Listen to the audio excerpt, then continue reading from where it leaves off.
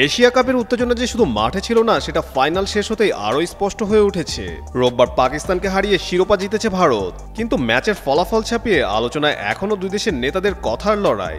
জয়ের পর টুইটারে ভারতের প্রধানমন্ত্রী নরেন্দ্র মোদী পোস্ট করেন, খেলার মাঠে অপারেশন সিঁদুর, ফলাফল একই, ভারত জিতেছে, অভিনন্দন আমাদের ক্রিকেটারদের। এই মন্তব্যে জয়ের উচ্ছ্বাস যেমন ছিল, তেমনি রাজনৈতিক রেফারেন্সও ছিল স্পষ্ট।